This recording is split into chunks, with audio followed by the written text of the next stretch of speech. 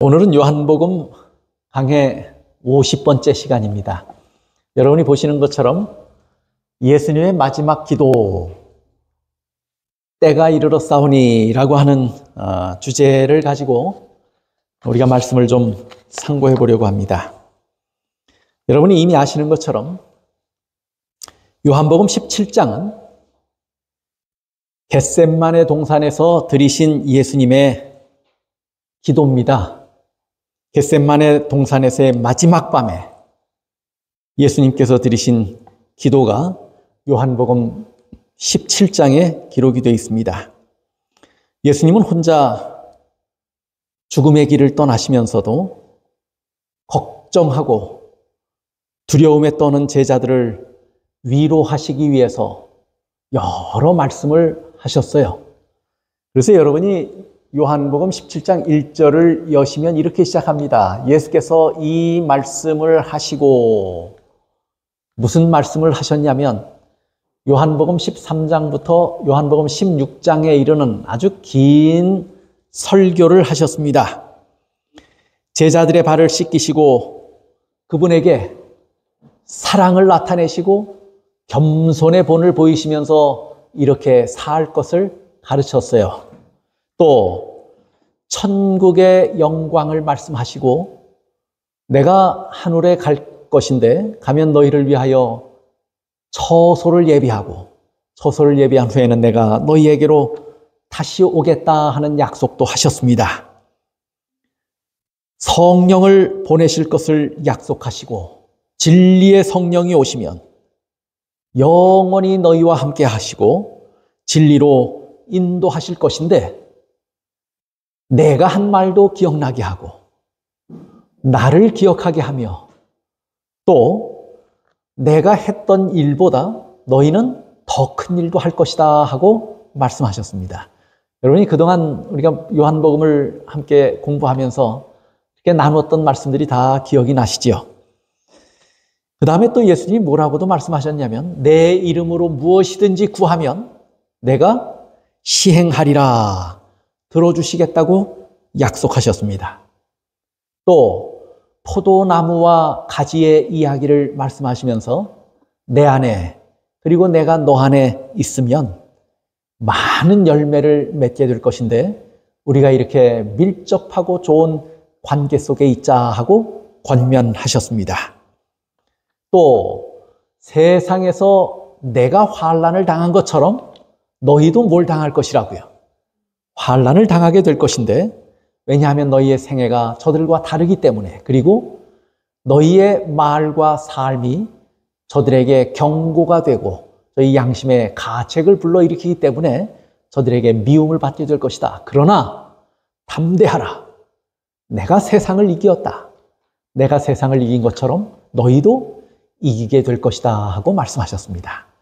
이런 긴 설교를 요한복음 13장부터 16장까지 아주 길게 설교하셨어요. 그 설교를 다 하시고, 그 말이에요. 예수께서 이 말씀을 하시고 설교를 마치셨습니다. 그리고 나서 예수님께서 겟셋마네 동산에서 눈을 들어 하늘을 우러러 가라사대, 아버지여, 때가 이르렀사오니 아들을 영화롭게 하사 아들로 아버지를 영화롭게 하게 하옵소서. 뭘 시작하셔요? 기도하십니다. 그래서 요한복음 17장에 예수님께서 기도하시면서 이렇게 시작하셔요. 아버지여, 때가 이르렀사오니. 제가 이 구절에서 오늘 말씀의 주제, 제목으로 이 구절을 정했습니다. 때가 이르렀사오니. 부제를 말씀드린다면 예수님의 때와 나의 때라고 하는 부제를 가지고 말씀을 나누려고 합니다. 예수님에게는 예수님의 시간이 있었습니다. 그래서 성경은 이 예수님의 시간에 대하여 여러 번 말씀하셨고, 예수님 스스로도, 예수님 자신도 자기의 시간에 대해서 여러 번 말씀하셨어요. 가나의 혼인잔치에서 포도즙이 다 떨어졌을 때 예수의 어머니가 예수에게 와서 뭐라고 말해요? 포도즙이 어떻게 됐다고요? 떨어졌다고요. 그러니 예수님이 뭐라고 대답합니까? 어머니에게. 나와 무슨 상관이 있습니까? 그렇게 말씀하시더니 뭐라고 말씀하세요? 내 때가 아직 이르지 아니하였다 하고 말씀해요. 또 요한복음 7장에 보면 초막절을 맞았어요. 초막절을 맞으면 유대 남자들, 특히 유대인들이 어디로 올라가요? 예루살렘 성전에 올라가요. 그러면 예루살렘 성전은 붐빌 것이에요. 사람들이 많이 모일 것이에요. 그때 예수님의 제자들이 예수에게 뭐라고 말합니까? 너도 어디 올라가라고요? 당신도 어디 올라가라고? 예루살렘에 올라가서 많은 사람들에게 보이라고요.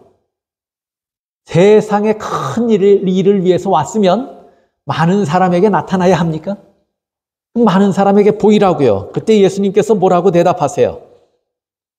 내 때가 아직 이르지 않았다 하고 말씀하셔요.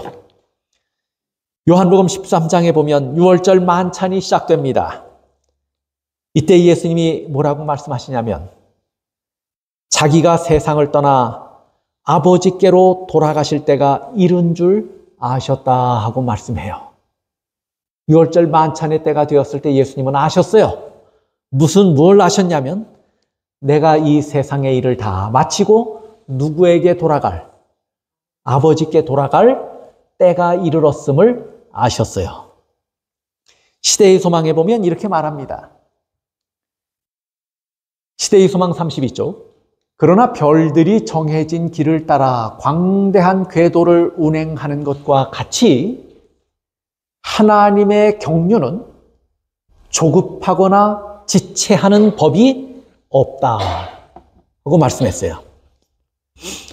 하나님께는 모든 것에 뭐가 있다는 얘기예요? 정해진 시간이 있다 그 말이에요. 그런데 그 정해진 시간, 정해진 때에 하나님의 일은 조급하게 당겨지지도 않고 또 뭐 하지도 않아요? 지체되지도 않아요. 하나님의 경륜은 조급하거나 지체하는 법이 없다고 그랬어요. 하나님의 경륜이 뭘까요? 하나님의 경륜이 뭐예요? 죄 지은 우리를 회복시키시고 구원하시는 놀라운 역사, 하나님의 놀라운 역사가 뭐예요? 하나님의 경륜이에요. 그래서 우리는 그것을 뭐라고 부르냐면 구속의 경륜이라고 불러요. 그렇죠? 그 시작부터 철저하게 빈틈없이 방법이 계획되었고 때가 있다는 사실을 성경은 말하고 있습니다. 예수님에게는 예수님의 때가 있었어요. 근데 예수님이 뭐라고 말씀하셨냐면 내 때가 이른 줄 아셨다고 말씀했고 아버지여 때가 이르렀사오니 하고 말씀합니다.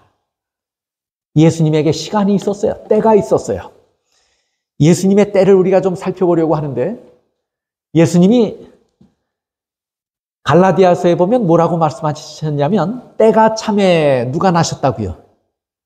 예수님께서 나셨어요. 예수님이 어느 날 어느 시일에 이 세상에 육신의 몸을 입고 태어나실 것이 이미 계획이 돼 있었다는 이야기예요. 그렇죠? 그러니 예레미야 23장 5절에 보면 이렇게 말씀해요. 보세요. 나 여호와가 말하노라 보라 때가 이르리니 내가 다윗에게 한 의로운 가지를 일으킬 것이라. 그가 왕이 되어 지혜롭게 행사하며 세상에서 공평과 정의를 행할 것이며. 선지자 예레미야가 다윗 왕가에 다윗의 뿌리로 한 아기가 태어날 것인데 그가 뭐가 될 것이라고요? 왕이 될 것이라. 의로운 가지를 일으킬 것인데 그가 왕이 될 것이다 하고 예언했어요. 언제 그렇게 될 것이라고요? 때가 이르면 그렇게 될 것이라고 그랬어요. 그러면 그 때가 이미 계획이 돼 있었던 거예요? 계획이 돼 있었던 거예요. 시간이 정해져 있었던 것이에요. 갈라디아 4장 4절에 이렇게 말합니다. 그 때가 예레미야 선지자가 인용한 때가 이르면 그렇게 될 것이다 하고 예언했는데 갈라디아 4장 4절에서는 뭐라고 말씀하시냐면 그 때가 뭐 했을 때? 찼을 때. 때가 참에 하나님이 그 아들을 보내사 여자에게서 나게 하시고 율법 아래 나게 하신 것은, 때가 이를 때 다윗의 가지에서 한 의로운 왕이 태어날 것을 예레미야는 예언했는데, 때가 이르렀을 때 예수님께서는 이 땅에 여자의 아이로 태어나게 됩니다. 시대의 소망에서는 이 말씀을 이렇게 이야기해요. 이와 같이 하늘의 회의에서 그리스도의 강림의 시간이 작정되었던 것이다. 때를 알리는 대시계가 그 시각을 가리켰을 때 예수께서 베들레헴에 탄생하셨다. 예수님은 우연히 한 남자와 여자가 만나서 결혼하여 태어난 아이로 이 세상에 난 것이 아니었어요. 남자를 가까이 하지 아니한 한 여인의 후손으로 예수는 태어났습니다. 이 예언은 인류가 죄를 지은 그 첫 현장에서 하나님의 음성으로 약속되었던 것이었습니다. 한 아이가 태어날 것인데, 여자의 후손으로 태어날 것인데, 그 여자의 후손은 너의 후손과 뭐가 될 것이라고요? 원수가 될 것인데, 그 여자의 후손은 뭘 밟을 것이라고요? 뱀의 머리를 밟을 것이다 하는 것이 이미 예언되어 있었어요. 그 여자의 후손은 예레미야가 말씀하시기를 때가 이르면 나게 될 것이라고 말했고, 갈라디아서의 사도 바울은 뭐라고 말씀했냐면, 때가 찼을 때 약속대로, 계획대로, 그 시간표대로 예수님께서 이 땅에 나셨다고 설명합니다. 누구의 시간이 있었던 거예요? 예수님의 시간이 분명히 있었던 것이에요. 그 다음에 시대의 소망 147쪽에 보면 이렇게 말씀해요. 내 때가 아직 이르지 못하였나이다. 예수님이 이렇게 말씀하신 적이 있었죠. 그렇죠? 라는 말씀은 지상생애 시에 하신 그리스도의 모든 행위는 영세 전부터 수립되어 있었던 계획을 성취하신 것이라는 사실을 가리킨다 하고 말했어요. 내 때가 이르지 아니하였다라고 말씀하신 것, 그리고 때가 되었을 때 예수님께서 실제로 그 일을 이루신 것, 이 모든 것들은 다 뭘 가르치는 것이라고요? 영세 전부터 그 모든 계획이 뭐 되어 있었다는 거예요? 계획되어 있었다는 것이에요. 수립되어 있었다는 것이에요. 방법도 계획이 되어 있었지만 무엇도 계획되어 있었던 거예요? 시간도 계획되어 있었던 것이에요. 때가 계획되어 있었던 것이에요. 모든 구속의 계획은 영세 전부터 계획되어 있었던 것입니다. 그 때를 따라서 예수님께서는 이 땅에 나신 것이었습니다. 그런데 오늘 본문의 말씀을 보면 요한복음 17장 1절에 보면 예수님께서 기도하셔요. 겟셋만의 동산에서 그 마지막 밤에 기도하셔요. 눈을 들어 하늘을 바라보며 이렇게 기도합니다. 아버지요. 그리고 뭐라고 말씀하세요? 때가 이르렀사오니, 그동안은 때가 이르지 않았다고 말씀했어요. 그렇죠? 그런데 때가 되었을 때 예수님께서는 이 땅에 육신의 몸을 입고 오시더니 이제 때가 되었어요. 무슨 때가 된 것이에요? 예수님께서 십자가에 달려 돌아가셔야 할 때가 된 것입니다. 때가 이르렀사오니 하고 말씀했어요. 마태는 이렇게 기록합니다. 마태복음 26장에 또 저희를 두시고 나아가 세 번째 동일한 말씀으로 기도하신 후에 이에 제자들에게 오사 이르시되 이제는 자고 쉬라. 보라, 때가 가까웠으니 인자가 죄인의 손에 팔리오느니라. 예수님께서 아버지께 기도하면서 때가 이르렀사오니 라고 기도하셨는데 무슨 때가 이르렀다고 하는 것이에요? 마태의 기록에 보니까 예수님께서 때가 이르렀다고 말씀하신 그 때는 무슨 때예요? 때가 가까웠으니 인자가 죄인의 손에 뭐 할 것이라고요? 팔리우리라. 이제 예수님의 십자가의 길이 뭐 하는 거예요? 시작된다고 하는 것이에요. 예수님께서 곧 십자가를 지고 돌아가실 것이라고 하는 사실을 이야기한 것입니다. 시대의 소망에 이 사실들을 이렇게 설명했어요. 보세요. 하나님의 크신 계획 가운데 사람들의 죄를 위하여 그리스도 자신을 희생 제물로 바쳐야 할 시간은 정해져 있었으며, 예수님이 십자가에 달려 돌아가실 시간이 정해져 있었습니까? 정해져 있었어요. 태어나는 시간이 정해져 있었습니까? 정해져 있었어요. 그런데 희생 제물로 바쳐져야 할 시간도 정해져 있었어요. 그런데 그 시간은 곧 올 것이었다. 예수께서는 실패하지도 머뭇거리지도 않으셨다. 이제 예수께서는 생명을 버릴 것이다. 예수께서는 박해와 거절과 정죄와 죽음으로 나아가기로 굳게 결심하였다. 잃어버린 인류를 구속하기 위한 하나님의 계획은 조금도 지체되지 않았고, 조금도 조급하게 당겨지지 않았고, 제 때가 되었을 때 계획대로 하나님의 구속의 계획은 시작되었고 진행되었다고 하는 것입니다. 예언의 시간에 따라서, 정해진 시간에 따라서 이루어진 것이에요. 그리고 예수님은 그 시간을 뭐 했다고 그랬어요? 아셨어요. 때가 이른 것을 아셨다고 그랬어요. 그리고 아버지께 내 때가 이르렀사오니 하고 말씀하셔요. 그 시간을 아신 예수님께서는 하나님의 크신 계획에 따라서 순종하셨습니다. 이런 사실들을 살펴보면 이 구속의 경륜, 구속의 역사가 빈틈없이 하나님의 정해진 시간을 따라서 예수님께서 이루셨다고 하는 사실을 기억하면 이것이 우리에게 은혜가 됩니까? 감사가 됩니까? 시편 144편에 이렇게 말해요. 여호와여, 사람이 무엇이간데 주께서 저를 알아주시며 인생이 무엇이간데 주께서 저를 생각하시나이까. 사람은 헛것 같고 그의 날은 지나가는 그림자 같으니라. 사람이 뭐예요? 사람이 무엇이간데, 인생이 무엇이간데 저렇게 헛것 같고 지나가는 그림자 같고 안개 같고 들의 꽃 같은 그런 허무한 인생, 무가치한 인생, 그 인생이 무엇이간데 하늘의 하나님께서 그리고 예수님께서 태초부터 우리를 구원하시기 위해서 철저하게 준비하시고 그 방법을 준비하시고 시간을 정하시고 시간이 되니 방법대로 하나님께서 우리를 빈틈없이 구원하시는 역사를 이루시는 모습을 볼 때 그것이 우리에게 얼마나 큰 은혜인가를 깨닫게 되시기를 바라는 것입니다. 도대체 우리가 무엇이간데 시편 기자의 고백처럼 하늘의 하나님께서 방법을 정하시고 시간을 정하셔서 기다리신 후에 그 일을 철저하게 이루셨나요?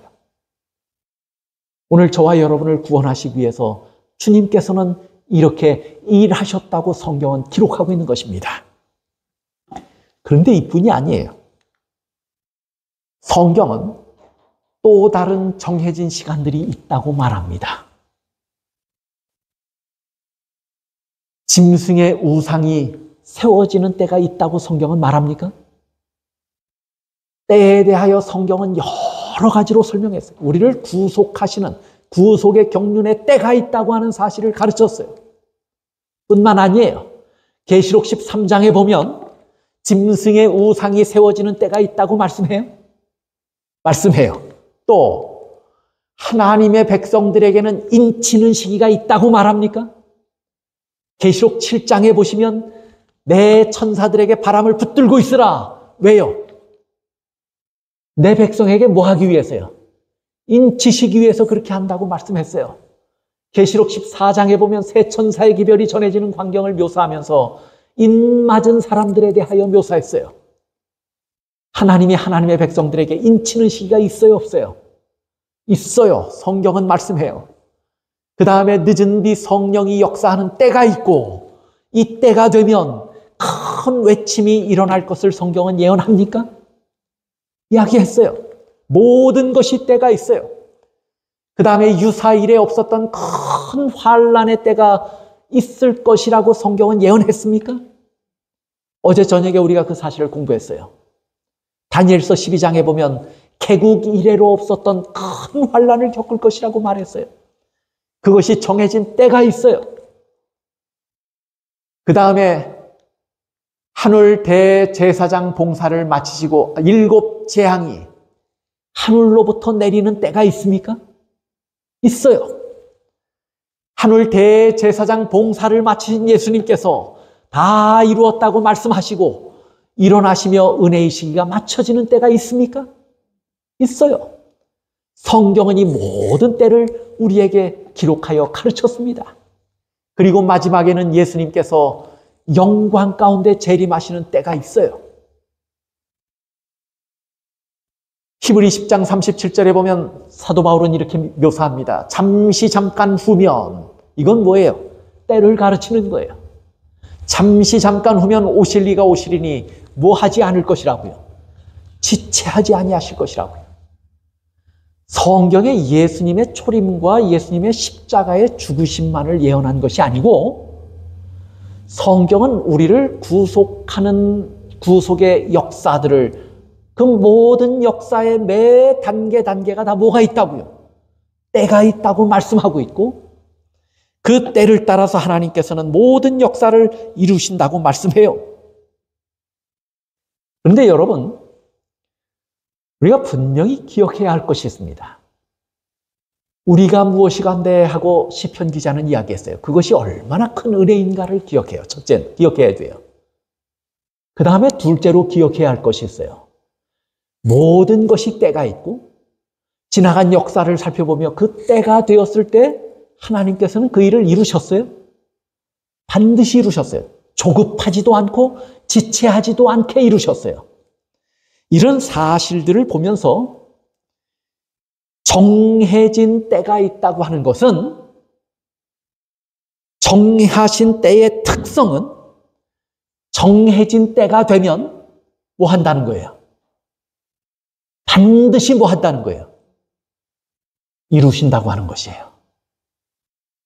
그것이 지금껏 우리에게 하나님께서 보여주시고 역사하시고 증거하신 일이고 그걸 기초로 해서 정해진 모든 시간은 반드시 뭐 할 것이라는 거예요. 이루어질 것이라고 하는 믿음을 가져야 하는 것이에요.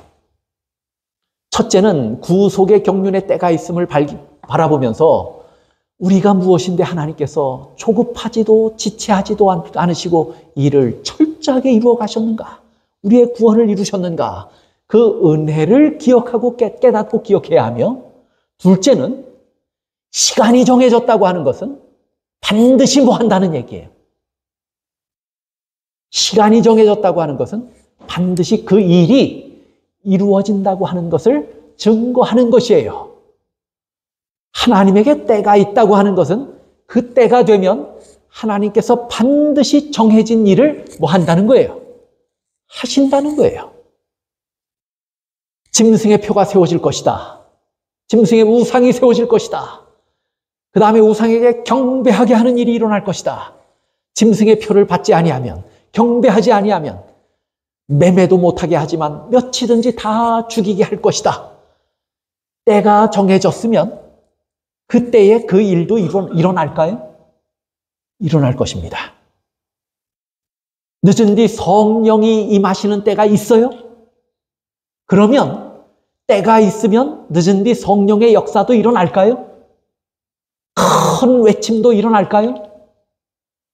다니엘의 예언처럼 개국 이래로 없었던 큰 환란이 일어날 것이고 이때 예수님께서는 지성소 봉사를 마치시고 다 이루었다고 일어나실 것인데 그때가 되면 우리는 중보자 없이 서야 할 것이고 그리고 큰 환란, 야곱의 환란을 겪게 될 것이라고 하는 분명한 시간은 정해져 있습니까?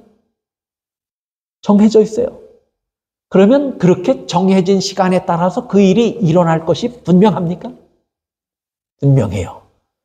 때가 있다고 하는 것은 그때에 일어날 일이 분명하다고 하는 사실을 우리에게 역으로 증명하고 있다고 하는 것이에요. 증거하고 있다고 하는 사실을 기억해야 합니다. 정해진 때에 예수님께서는 여자의 후손으로 나셨습니다.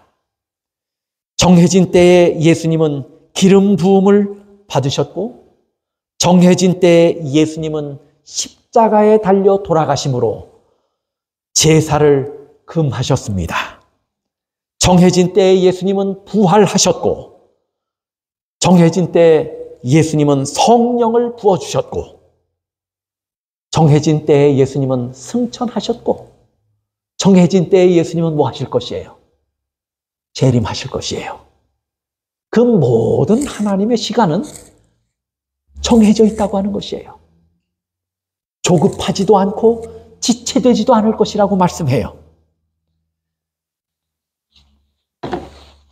누가복음 21장에 그래서 뭐라고 말하냐면 모든 일이 다 이루리라. 누가복음 21장 32절 하단부부터 33절에 기록됐어요. 모든 일이 다 이루리라. 천지는 없어지겠으나 내 말은 없어진다고요? 없어지지 않는다고요. 예수님의 때에 대한 말씀은 천지가 없어지기 전에는 없어지지 않아요. 다 이루어집니다. 성경은 분명하게 가르칩니다. 그 다음에 오늘 우리가 이런 사실을 또 하나 기억해야 돼요.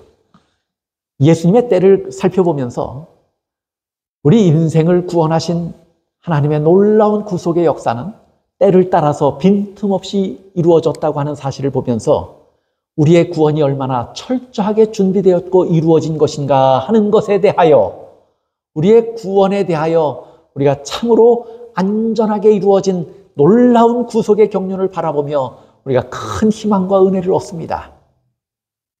인생이 도대체 무엇이간데 우리를 위해서 그토록 하나님께서 철저하게 준비하시고 이 일을 이루셨는가를 생각하면 감사하지 않을 수가 없어요. 뿐만 아니라 성경의 시간은 모든 때에 대한 예언을, 기록을 보면서 때를 주신 것은 그때에 분명하게 사건이 이루어진다고 하는 사실을 우리에게 가르치고 있다고 하는 사실을 기억하셔야 돼요. 성경의 모든 때는 정해진 시간이 되면 약속된 대로 그 일이 이루어질 것을 여러분이 믿음으로 받아들이셔야 합니다.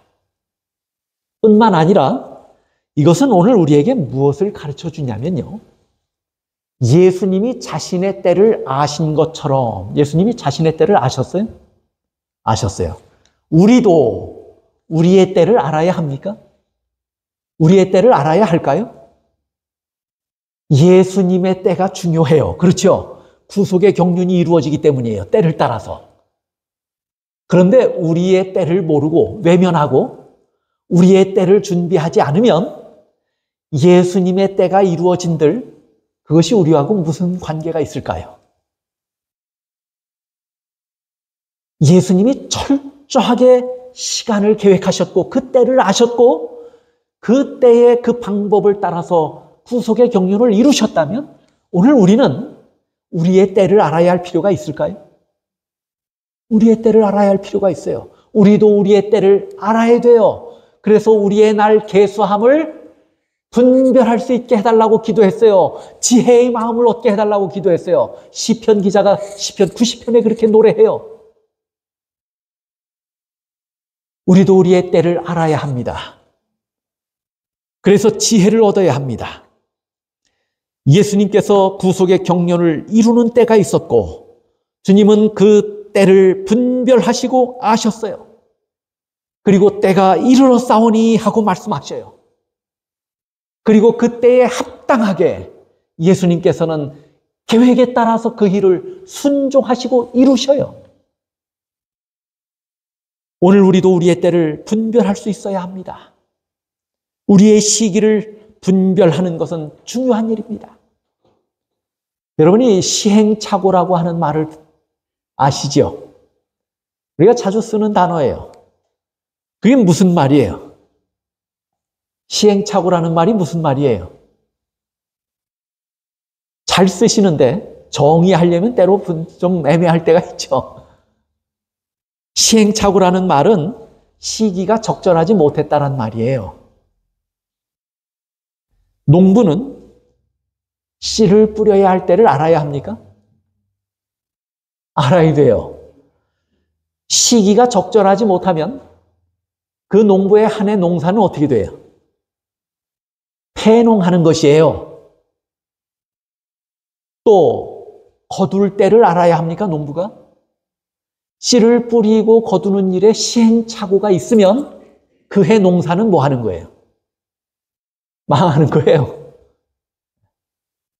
제때 씨를 뿌렸어도 제때 거두지 못하면 그 해 농사는 어떻게 된 거예요? 패농한 것이에요. 사업을 하는 사람이라면 투자할 때와 거두어 들여야 할 때를 알아야 할까요? 이것에 따라서 이것에 대해서 시행착오를 일으키면 뭐해요? 망하는 것이에요. 성공하려면 시기가 적절해야 돼요. 성공하려면 시기를 분별할 수 있어야 돼요. 분별하지 못하면 큰 낭패를 볼 수밖에 없습니다. 전도서에는 이렇게 말씀해요. 지혜자의 말씀이에요. 천하의 범사가 뭐가 있어요? 기한이 있어요. 모든 목적이 이룰 때가 있나니 날 때가 있고 죽을 때가 있으며 심을 때가 있고 심은 것을 뽑을 때가 있으며 그랬어요. 모든 것이 다 뭐가 있어요? 때가 있어요. 우주가 돌아가는 것도 뭐가 있어요? 아까 증언의 말씀에 보니까 우주도 다 뭘 따라서 돌아요? 법칙을 따라서 돌아요.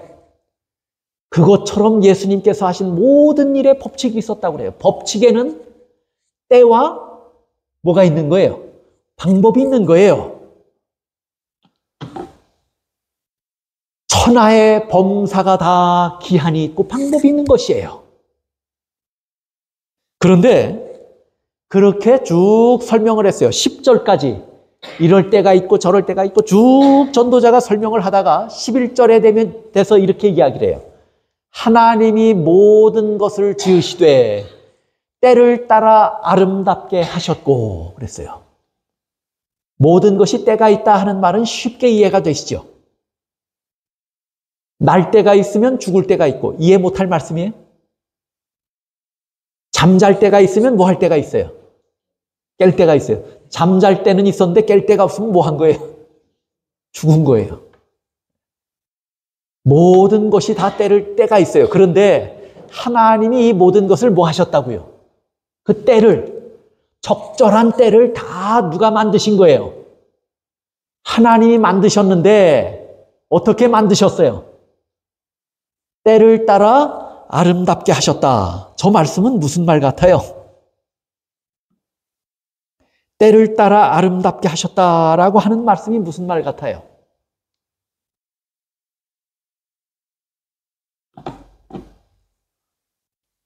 교육 198쪽에 보면 이렇게 설명했어요. 이 말씀을. 하나님이 모든 것을 지으시되 때를 따라 아름답게 하셨다는 말씀처럼 참 아름다움은 그분의 법칙에 조화됨으로써 얻어지는 것이다 그랬어요. 때를 따라 아름답게 하셨다고 하는 말씀이 무슨 말이냐면 날 때가 있고 죽을 때가 있고 잠잘 때가 있고 깨어날 때가 있는데 이 모든 것이 다 때를 누가 지으셨어요? 하나님이 지으셨는데 그 때를 따라서 하나님이 뭐 하게 하셨다고요? 아름답게 하셨다. 그런데 아름답게 되었다라고 하는 말은 무슨 의미라고 증언의 말씀은 설명하냐면 그 모든 것이 때를 따라서 그분의 법칙에 뭐 될 때, 조화될 때 비로소 아름답다는 거예요. 여러분 참 끔찍한 뉴스를 접할 때가 있죠. 한 어머니가 게임에 중독이 되어서 낮밤으로 게임만 했어요. 컴퓨터 앞에 앉아서. 그런데 그에게는 젖을 먹여야 하는 어린 아기가 있었어요. 이 어머니가, 정신없는 어머니가 아기에게 젖을 먹여야 할 시간도 잊어버리고 뭐만 해요? 낮이고 밤이고 게임만 했어요. 어린 아기가 죽었어요. 먹지 못해서 죽었어요. 그래도 그것을 분별하지 못하고 이 어머니는 뭐만 한 거예요? 게임만 한 거예요. 아름다워요? 아름답지 않아요? 모든 시간은, 모든 때는 법칙에 따라 움직일 때 아름다운 거예요. 이 어머니는 때가 되면 아이에게 뭘 먹여야 돼요? 젖을 먹여야 돼요. 때가 되면 이 아이를 씻겨야 돼요. 때가 되면 이 아이를 운동시켜야 돼요. 그런데 그 모든 법칙을 외면하고 게임에 몰두한 이 어머니는 죄인이 되어서, 자기 아이를 죽게 한 죄인이 되어서 감옥에 가게 됐어요. 사람들이 뭐라고 이야기를 하냐면 안타깝다고 이야기를 하질 않았어요. 반응을 보면 안타깝다고 이야기를 하질 않고 그 아이에 대해서 저러고 제가 해야 할 일을 외면한 채 저렇게 살더니 꼴 좋다고 말한 거예요. 이게 아름다운 모습입니까? 때를 따라서 하나님께서 아름답게 하셨다고 하는 말씀은 뭐냐면 그 때가 되면 그 일을 해야 된다는 거예요. 법칙을 따라서 할 때 아름다운 거예요. 자야 할 때는 뭐 한 게 아름다운 거예요. 자야 하는데 안 자고 돌아다니면 아름다운 거 아니에요. 일어나야 하는데 안 일어나는 아이들 많지요, 자녀들. 해가 중천에 떴는데 안 일어나는 자녀들 보면서 여러분 마음이 어떠세요? 거기 부글부글 끓지 않으세요? 일찍 일어나는 아이를 볼 때 아름다운 거예요. 때가 되면 그 때에 적당한 일을 하는 것이 아름다운 것이에요. 그것을 뭐라고 말씀했냐면 법칙이라고 말했어요. 그 법칙에 따라서 행할 때 아름다운 거예요. 때를 따라 일어나는 모든 일들에 하나님의 뜻과 섭리가 있어요. 그렇게 하나님의 뜻과 섭리대로 할 때 아름답고 흠이 없는 것입니다. 이제 우리는 우리의 때를 분별할 수 있어야 합니다. 왜냐하면 그 때에 합당한, 때에 아름다운 뭘 해야 하기 때문이에요. 섭리를 따라서 순종해야 하기 때문입니다. 예수님께서 자신의 때가 되었을 때 두렵고 고뇌하면서도 지체하지 아니하고 그 길을 걸어가시고 순종하심으로 우리의 구속을 이루셨어요. 아름다운 역사를 이루셨어요. 마찬가지로 우리도 우리의 때를 분별하여 알아서 그 때에 합당한 일을 해야 합니다. 그래야 예수님께서 이루신 구속의 역사가 우리 안에서 이루어지는 것이에요. 로마서 13장 11절 14절에 이렇게 말해요. 또한 너희가 이 시기를 알거니와 자다가 깰 때가 벌써 되었으니. 우리에게도 때가 있습니까? 없습니까? 예수님에게 때가 있었던 것처럼 오늘 우리들에게도 때가 있다고 말했어요. 그런데 오늘 지금 우리의 때는 뭐 할 때예요? 성경은 뭐라고 말해요? 지금 우리는 뭐 할 때라고요? 이 시기를 알거니와, 이 시기가 지금 어느 경점에 와 있는지를 안다면 자다가도 뭐 할 때라는 거예요? 깨어야 할 때라는 거예요. 자다가 깰 때가 벌써 되었으니 이는 이제 우리의 구원이 처음 믿을 때보다 가까웠음이니라. 밤이 깊고 낮이 가까웠으니 그러므로 우리가 어두움의 일을 벗고 빛의 갑옷을 입자. 자다가 깰 때가 벌써 되었다고 그랬어요. 그런데 마태복음 25장에 보면 열 처녀의 이야기가 나오죠. 그 열 처녀 중에 5은 지혜로운 처녀예요. 결국에 이 지혜로운 처녀는 신랑을 맞이합니까? 신랑을 맞이해요. 신랑의 잔치에, 혼인잔치에 참여해요. 그런데 그 중에 5은 또 어떤 처녀였어요? 어리석은 처녀였어요. 미련한 처녀라고 그랬어요. 악하지는 않아요. 어리석어요. 세상 사람들처럼 악하진 않아요. 그러나 교회 안에서도 어리석은 사람들이 있어요. 악하지는 않지만. 근데 뭐라고 말했냐면 여기 보면 마태복음 25장에 보면 지혜로운 처녀도 어리석은 처녀도 다 뭐 했다고 그랬어요? 졸며 잘세 그랬어요. 어리석은 처녀만 잔 게 아니에요. 지혜로운 처녀도 다 졸며 잤어요. 하나님에게는 정해진 시간이 있지만 그것을 기다리는 측에서는 지루할 수 있어요. 지체되는 것 같아요. 그래서 이 10처녀는 다 뭐 한 거예요? 신랑을 기다리다 뭐 해요? 졸며 잤다고 그랬어요. 그런데 그러면서 뭐라고 이야기를 하냐면 이 비유를 다 마치면서 이 비유에 대한 교훈을 예수님께서 뭐라고 말씀하시냐면 그런즉 뭐 하라고요? 깨어 있으라. 너희는 그 날과 그 시를 알지 못하느니라. 깨어 있으라. 다 졸며 자는 것. 졸며 잔 것이 잘한 것이 아니에요. 어쩔 수 없었던 일어난 일일 뿐이에요. 그 사실을 사실적으로 표현한 거예요. 그러므로 뭐 하라고 말해요? 깨어있으라고 말해요. 우리가 졸며 자는 것, 지혜로운 처녀도 졸고 잤으니 우리도 졸고 자도 괜찮겠지. 그거 아니에요. 우리가 지혜롭게 예수님을 잘 믿어도 우리가 뭐 할 때가 있다는 거예요. 졸며 잘 때가 있다는 거예요. 그 사실을 언급한 거예요. 그걸 잘했다고 이야기한 게 아니에요. 그러므로 뭐 하라고 하는 말이에요. 깨어있으라고 말하는 것으로 봐서 졸며 잔 것은 어쩔 수 없이 일어난 일이지만 잘한 것은 아니에요. 깨어있어야 돼요. 우리가 자다가 깰 때가 벌써 되었다고 그랬어요. 그런데 이 로마서 13장 11절 12절에는 자다가 깰 때가 벌써 되었다라고 말씀을 하셨는데 14절에 와서 뭐라고 말씀하냐면 14절에 와서는 이렇게 말씀해요.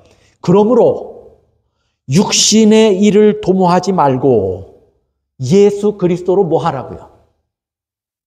옷 입으라고요. 자다가 깰 때가 벌써 되었어요. 벌써 되었어요.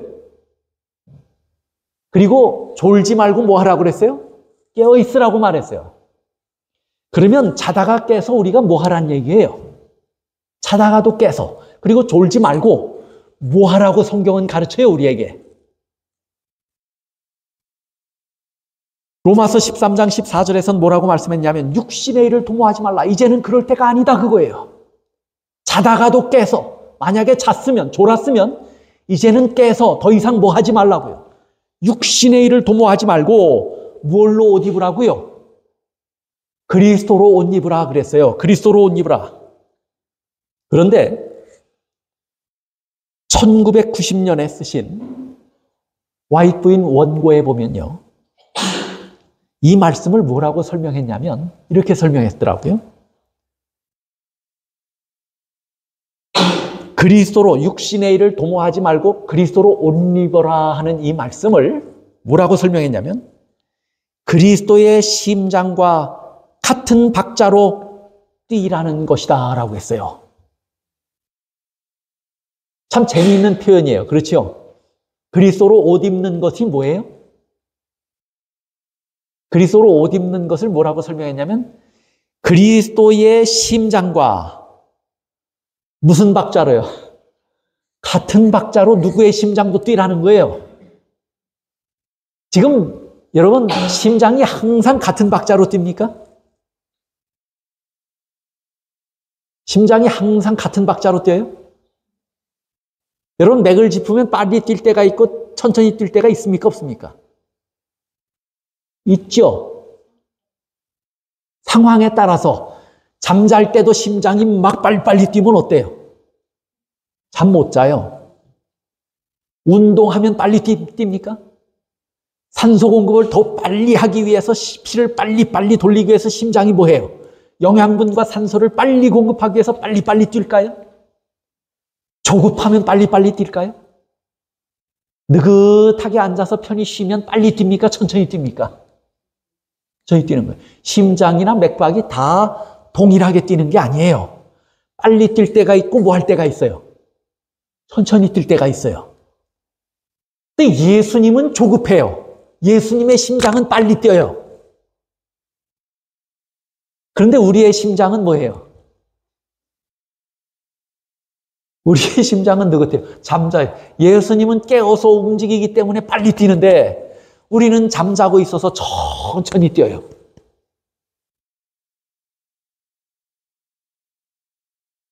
세상 일을 도모하지 말고 그리스도로 옷 입으란 말씀을 화이트부인 원고에서는 그리스도의 심장과 동일하게 우리의 같은 박자로 우리의 심장도 뛰는 것이라고 말했어요. 예수님이 일하시면 예수님께서 때가 가까이 온 것을 아시고 일어서셔서 일하신다면 우리의 심장도 뭐 해야 돼요? 예수님의 심장에 반응해야 돼요. 같이 뛰어야 돼요. 우리의 때가 얼마 남지 않았다고 하는, 우리 날 계수하는 지혜를 얻어야 돼요. 우리의 심장도 빨리 뛰어야 돼요. 예수님께서 속히 하셔야 할 일이 있어서 예수님의 심장이 빨리 뛴다면 오늘 우리도 속히 이루어야 할 일이 있기 때문에 우리의 심장도 뭐하게 뛰어야 돼요? 빨리 뛰어야 돼요. 우리가 다른 박자로 뛰고 있는 것이 문제라는 거예요, 지금. 예수님은 깨어 있는데 우리는 자고 있어요. 예수님은 속히 일하시려고 애쓰시는데 우리는 느긋해요. 아직도 먼 일처럼 느껴요. 예수님의 심장의 박자와 우리의 심장이 뛰는 박자가 달라요. 이것이 오늘 우리의 문제라고 하는 것이에요. 자다가 깰 때가 벌써 되었어요. 이제 우리의 심장도 예수의 심장처럼 같은 박자로 뛰어야 합니다. 예수님이 구속의 역사를 이루시기 위하여 빈틈없이 철저하게 일하신다면 우리도 그 일을 이루기 위해서 철저하게 준비하고 속히 일하는 동일한 박자로 뛰어야 돼요. 우리의 심장도. 우리도 그렇게 움직여야 돼요.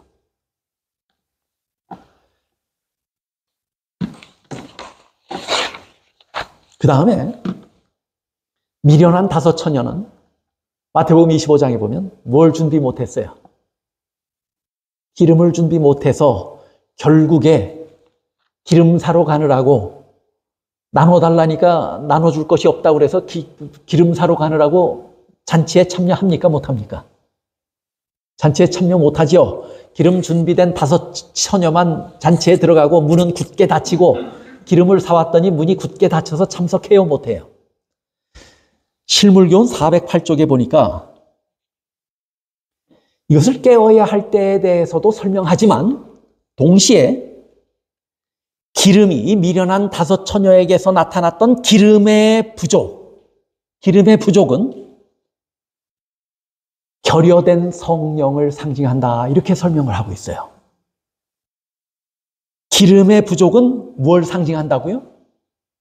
결여된 성령을 상징한다. 기름이 부족해서 결국에 이 미련한 다섯 처녀는 때가 됐는데 어딜 못 들어갔어요? 잔치에 들어가지 못했어요. 그 말은 뭐냐면 결여된 성령으로 인하여 성령의 인도하심을 받지 못하고 성령의 역사가 우리 안에서 풍성하게 충분하게 이루어지지 않아서 우리가 진리는 이론으로 알고 있지만 그 진리가 우리의 삶에서 실제로 역사하는 능력이 없어요. 실제로 우리의 삶을 변화시키지를 못해요. 그래서 결국에 우리는 잔치에 참여할 수 있는 자격을 갖추게 돼요? 못 갖추게 돼요? 갖추지 못하게 된다고 말해요. 자서전 438쪽에 이렇게 설명했어요. 일찍이 성령의 특별한 인도를 필요로 한 때가 있었다면 그때는 바로 지금이다. 우리 예수님이 예수님의 때를 분별하시고 아셨던 것처럼 오늘 우리는 우리의 때를 알아야 돼요. 자다가 깰 때예요. 그래서 예수님의 심장과 같은 박자로 우리의 심장도 뛰어야 돼요, 이제. 그리고 뭐 할 때라고 설명해요? 성령의 특별한 인도를 받아야 할 때가 있다면 바로 지금이라고 말해요. 요한복음 14장부터 16장 긴 예수님의 설교 가운데 예수님은 매 장마다 성령에 대해서 언급하셨어요. 예수님은 떠나시면 누구의 시대가 오는 것이에요? 성령의 시대가 오는 것이에요. 그 성령의 시대도 이른 비에 성령의 역사가 풍성하게 임하셨다면 이 추수할 때가 가까운 늦은 비 성령의 시대에는 성령의 역사는 더 풍성하고 영광스러울 것이라고 말해요. 이 성령의 시대가 이미 도래했음에도 불구하고 그래서 열매를 맺히게 하고 무르익게 하고더니 결국에 열매를 맺히게 하는 것처럼 우리의 믿음을 자라게 하고 우리의 성품을 변화시키더니 결국에 뭐하게 해요? 구원 얻기에 합당한 백성으로 만드시는 것은 누구의 역사예요? 늦은 비 성령의 역사예요. 그 역사가 이루어지는 시기가 바로 지금이라면 오늘 우리가 성령의 은혜를 간구하고 이것에 관심을 가져야 할 때가 아닌가 하는 것입니다. 성령의 음성을 거절하면 성령은 근심하며 떠납니다. 에베소서 4장 30절에 성령을 근심하게 하지 말라고 그랬어요. 이 말씀은 뭐예요? 성령이 우리에게 말씀하실 때 성령이 우리를 떠나지 않았어요. 지금 우리 안에 계세요. 양심을 통해서 말씀하시고 그 다음에 성경의 말씀을 읽을 때 성령께서 역사하셔요. 그런데 이 성령의 음성을 듣는 것을 거절하면 성령은 뭐 한다고요? 근심하며 떠나는 것이에요. 여러분의 귀에, 여러분의 양심에 들려오는 성령의 호소를 듣게 되시기를 바랍니다. 지금 우리는 그 음성을 들어야 할 때예요. 성령이 역사하시는 때이기 때문에. 데살로니가 전서 5장 19절에 보면 성령을 소멸치 말라고 그랬어요. 잘못 살고 있는 것을 알아요. 여러분이 저녁이 되면 내가 이렇게 살면 안 되는데 하는 생각이 가끔 들 때가 있어요, 없어요? 그럴 때가 있어요. 그런데 어떻게 살아요? 그 다음 날이 되면 또 그렇게 살지 않아요? 잘못된 일인 것을 알면서 그렇게 합니까? 안 합니까? 이렇게 하면 안 되는데 하는 걸 알았다면 잘못된 걸 아는 거예요. 그럼에도 불구하고 그 음성을 외면하고 또 그렇게 살아요. 사도 바울은 데살로니가 전서에서 뭐라고 말씀했냐면 성령을 소멸하는 것이라고 말했어요. 성령의 시기예요. 성령을 근심하게 하지 마시기 바랍니다. 성령을 소멸하지 마시기를 바랍니다. 우리의 때가 언제인 것을 분명히 알아서 그 때에 합당한 일을 할 때 아름다운 거예요. 열매가 맺히는 거예요. 성령의 시대라고 말합니다. 그 다음에 마가복음 1장 15절에서는 뭐라고 말씀했냐면 가라사대 때가 찼고 하나님의 나라가 가까웠으니 뭐 하라고요?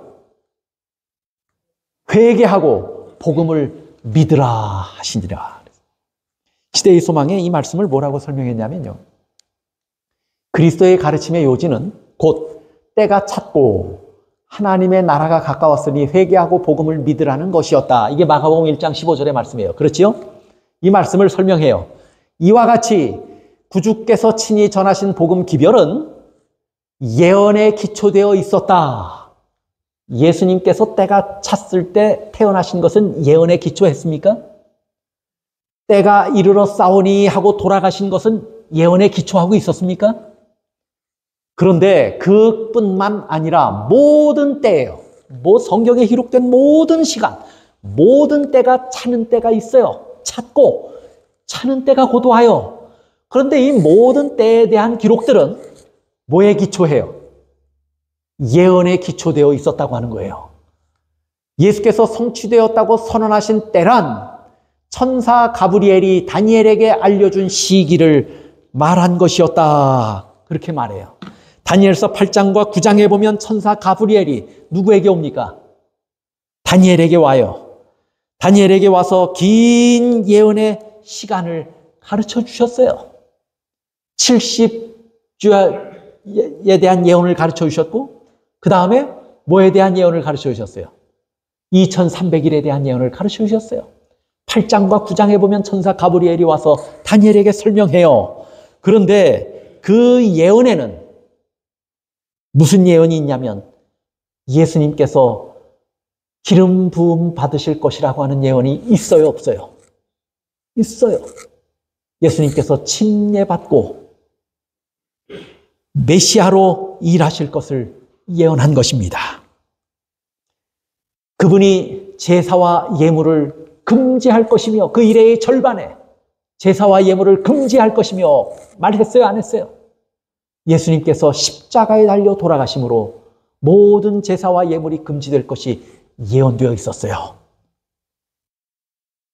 그 다음에 70일에 유대 백성을 위한, 내 백성을 위한 70일에가 다 맞춰질 것이라고 말했어요. 490년이 다 차고 나면 복음은 누구에게로 전파될 것이라고요? 온 이방 세계까지 다 전파될 것이라고 그 때를 말해요, 안 해요? 때를 말했어요. 뿐만 아니에요. 2300년에 대한 예언을 말씀하시면서 1844년이 되면 무슨 일이 일어날 것이라고요? 이 해석을 잘못해서 밀로주의자들은 예수님께서 재림하실 것이라고 오해했었어요. 그러나 성경은 이때가 되면 성소가 정결하게 될 것이라고 천사 가브리엘은 다니엘에게 와서 말씀했어요. 가르쳐줬어요. 성소 정결의 의미가 무엇인지 우리는 압니다. 예수님께서 하늘 성소 봉사를 시작하시면서 중보 사역을 하고 계신다고 하는 사실을 우리에게 가르쳐준 것이었어요. 이것도 다 뭐가 있다는 얘기예요. 예언에 따라서 뭐가 있다는 거예요. 때가 있고 그 때가 뭐 했다는 거예요? 찼다는 거예요. 그러면 오늘 우리가 무슨 때에 살고 있는가를 명확하게 예언은 가르쳐 줍니까? 가르쳐 줘요. 우리날 계수하는 지혜뿐만 아니라 우리가 어떤 때에 살고 있는지를 깨달아 아는 지혜도 우리에게 있어야 합니다. 자다가도 깨어야 합니다. 예수님의 심장 박동과 우리의 박자가 같아야 합니다. 성령의 시대라면 성령의 음성에 귀 기울이고 성령의 인도를 받기 위해서 노력해야 합니다. 성령의 음성을 소멸치 말아야 합니다. 성령을 근심하며 떠나게 해서는 안 됩니다. 그 다음에 1844년 은혜의 기간, 중보 사역의 시간에 대한 예언이 있었다면, 그리고 예수님께서는 이 사업이 다 맞춰지고 다 이루었다 하고 일어나시는 때가 분명히 있다고 성경이 예언했다면 지금 우리는 그 시간에 뭐 하고 있어요? 살고 있는 것이에요. 대속죄일을 지날 때 이스라엘 백성들이 뭐 하고 있었나요? 자신을 괴롭게 하고 회개하고 뉘우치고 있었어요. 오늘 우리가 무엇하고 살아야 하는지를 성경은 분명하게 가르쳐줘요. 그래서 마가복음 1장 15절은 뭐라고 말했냐면 이 때가 찼을 때 우리 뭐 하라고요? 회개하라고요. 대속죄일이 되었을 때 이스라엘 백성들이 그렇게 한 것처럼 오늘 우리가 때가 찼기에 우리도 그렇게 살아야 한다고 성경은 분명하게 우리에게 교훈합니다. 시대의 소망 235쪽이에요. 우리는 이러한 성경 말씀이 예언한 시기에 이르렀다. 종말의 때가 이르렀다. 선지자들의 이상은 개봉되었고 그 엄숙한 경고는 우리 주의 영광의 강림이 가깝다는 것을 우리에게 가르쳐준다. 그러면서 계속해서 설명합니다. 가려 뽑은 기별 365쪽이에요. 예수께서 갈릴리에 오셔서 하나님의 복음을 전파하여 가라사대 때가 찼고 하나님 나라가 가까웠으니 회개하고 복음을 믿으라 하시더라. 아까 우리가 읽은 말씀이죠. 회개함이 없이는 구원함이 없다. 뉘우침이 없는 죄인은 그 마음으로 의를 믿을 수 없다. 회개하지 아니하고 뉘우치지 않으면 회개도 안 했을 뿐만 아니라 무엇도 믿지 않은 거예요. 진리를 믿지 않은 것이 되고 말아요. 이것에 대해서 증언의 말씀은 두 가지로 설명을 했어요. 하나는 때가 찼고라고 하는 것은 예언의 시간표에 따라서 분명히 천사가 가브리엘이 다니엘에게 말씀한 것처럼 예언의 시간표대로 모든 것이 이루어졌다 하고 말해요. 또 때가 찼고 그 다음에 회개하고 복음을 믿으라 하고 말씀한 것을 통해서 회개함이 없이는 뭐가 없다고요? 구원함이 없다고요. 이제 이 때가 찼을 때 우리가 무엇 해야 하는지를 분명하게 가르쳐주는 것입니다. 때가 차서 회개하고 복음을 믿으라고 말해요. 진리를 믿으라고 말해요. 예수를 믿으라고 말해요. 오늘 우리는 어느 때, 어느 경점에 있는지를 우리가 압니다. 성경은 우리에게 다 가르쳐 주셨어요. 오늘 우리가 해야 할 일이 무엇입니까? 우리 자신을 살피며 뉘우치고 회개해야 돼요. 우리의 지난날의 모든 실수와 우리의 잘못들을 다 기억하고 하나씩 하나씩 기억하고 뉘우쳐야 돼요. 그리고 그렇게 살지 말아야 돼요. 돌아서야 돼요. 때는 낮이니 방탕하지 말라고 그랬어요. 돌아서야 합니다. 성령의 음성을 들어야 합니다. 그 음성을 따라서 순종하고 살아야 합니다. 그렇게 살아야 뭐가 있다는 얘기예요. 그렇게 살아야 구원이 있다는 거예요. 예수님이 때를 따라서 구속의 경륜을 이루셨지만 우리의 때를 분별하지 못하고 때를 따라 합당하게 살지 않으면 구속의 경륜은 우리와 무관한 것이 돼요. 우리에게 구원이 없어요. 우리도 우리의 때를 알고 우리의 때에 합당하게 살아서 예수님께서 이루신 구속의 경륜이, 구속의 놀라운 역사가 우리 안에서 완전하게 이루어지고 성취되게 되시기를 간절히 바랍니다. 우리가 일상생활에서도 때를 아는 것이 대단히 중요하다면 하물며 우리의 영원한 생명이 달린 구원의 문제에서 때를 분별하고 때에 합당하게 사는 것이 얼마나 중요한 일입니까? 우리는 우리의 구원을 위하여 예수님께서 때를 아시고 때에 합당하게 순종하셨는데 왜 정작 우리는 그 일에 대하여 무관심하고 부주의합니까? 예수님께서 예수님의 시간을 아시고 그 시간에 계획된 일을 이루신 것처럼 우리도 우리의 시기를 분명히 알고 때에 맞게 믿음을 굳게 하고 회개하고 성령의 인도를 받아서 깨어 준비하는 삶을 살게 되시기를 간절히 바랍니다. 말씀을 마치겠습니다.